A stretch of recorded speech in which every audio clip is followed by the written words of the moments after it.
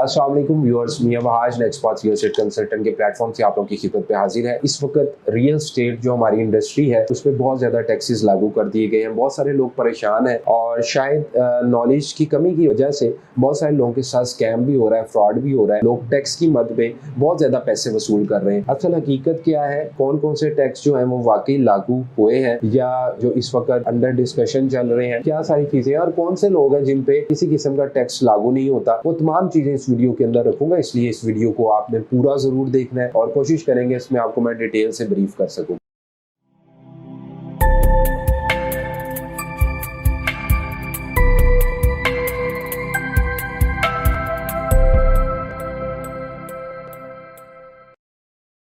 अच्छा, सबसे पहले अगर मैं आप लोगों को बताता चलूं, एक तो जो स्टैम्प ड्यूटी होती है, पहले बैंक ऑफ पंजाब में हम 1% अदा किया करते थे और हमें चालान मिल जाता था, लेकिन अब हमें 2% जो है वो अदा करनी पड़ रही है। यानी कि जो लोकल गवर्नमेंट है उसकी भी फी जो है हमें एडअप करनी पड़ रही है। और इसका जो एक एडिशनल टैक्स स्टैम्प ड्यूटी के साथ लग रहा है वो AR-17 का फॉर्म है जो कि आप गवर्नमेंट को दे रहे हैं। तो इस तरह अब आपको 2% स्टैम्प ड्यूटी अदा करनी पड़ रही है। इसके अलावा जी इसमें फाइलर के लिए 3% एडवांस टैक्स है और इसी तरह 1% है 236C का 2A, जिसे आप आसान अल्फाज में 7E भी कह सकते हैं, जो इस वक्त बहुत ज्यादा जेर बहस है और लोग परेशान हैं इस हवाले से। ये सारी क्या चीजें हैं इसको भी हम डिस्कस करते हैं। सबसे पहले जो मैंने आपको स्टैम्प ड्यूटी बताई है जी, वो 1% जो स्टैम्प ड्यूटी थी और अब जो गवर्नमेंट की फी हो गई है वो FBR वैल्यू के मुताबिक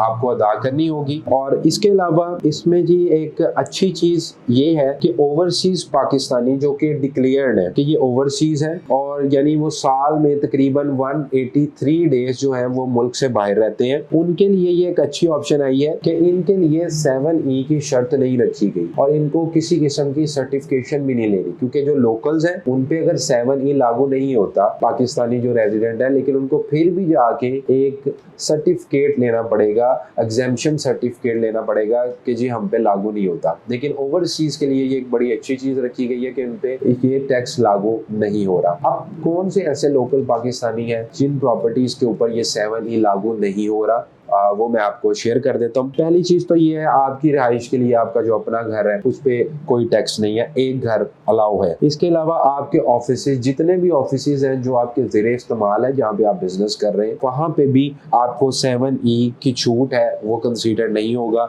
इसके अलावा आपकी कोई भी फैक्ट्री है, घर या प्लाजा जिसपे आप ऑलरेडी रेंटल इनकम हासिल कर रहे हैं और गवर्नमेंट को टैक्स दे रहे हैं, उस पर भी 7E लागू नहीं होगा। इसी तरह एग्रीकल्चर, आपकी जितनी भी लैंड है, अगर आप उस पर भी गवर्नमेंट को ऑलरेडी टैक्स दे रहे हैं तो उस पे भी आपको 7E की छूट है। तो ये 5 तरह की प्रॉपर्टीज है, इस पे 7E लागू नहीं हो रहा। इसके बाद आपके पास कोई भी ऐसी प्रॉपर्टी जिसकी मालियत 2.5 करोड़ से ज्यादा है और आपके पास वो प्रॉपर्टीज मौजूद है, तो उस पे 7E का जो टैक्स है वो लागू हो रहा है। तो व्यूअर्स, ये 7E का मैंने आपको सारी चीजें बताई हैं और इसमें कौन लोग अफेक्ट हो रहे हैं, इसमें मैं समझता हूँ कि वो सरमायाकार जो कि आप ये समझ लें कि मैंने आपको 5 प्रॉपर्टीज बताई हैं, वो तो कंसीडर ही नहीं हो रही। ओवरसीज हमारे इन्वेस्टर हैं, वो उनके लिए भी जरूरी नहीं है। अब पीछे रह गए हैं वो पाकिस्तानी सरमायाकार जो कि अरबोंपति हैं, करोड़ोंपति हैं, यानी कि कोई 40-50 करोड़ वाले जो इन्वेस्टर्स हैं, उनके लिए ये परेशानी की बाइस है। जो छोटा इन्वेस्टर है उसके लिए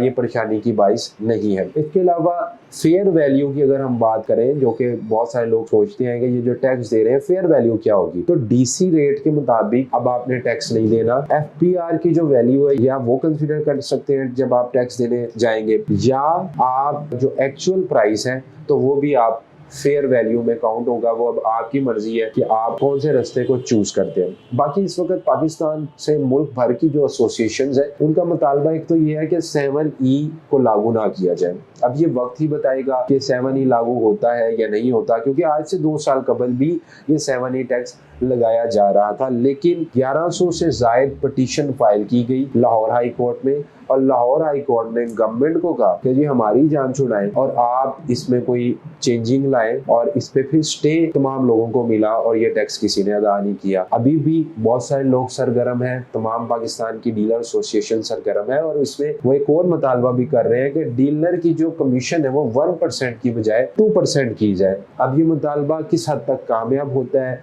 क्या चीजें, इंशाल्लाह आप नेक्स्ट बात के इस यूट्यूब चैनल को सब्सक्राइब रखें। प्रॉपर्टी के हवाले से जो भी न्यूज आएगी इंशाल्लाह आपके साथ जरूर शेयर की जाएगी। कोई मजीद आपकी क्यूरी हो आप नीचे दिए गए नंबर पर रब्ता कर सकते हैं। इंशाल्लाह मुलाकात होगी नए वीडियो के साथ। अपना बहुत बहुत ख्याल रखिएगा।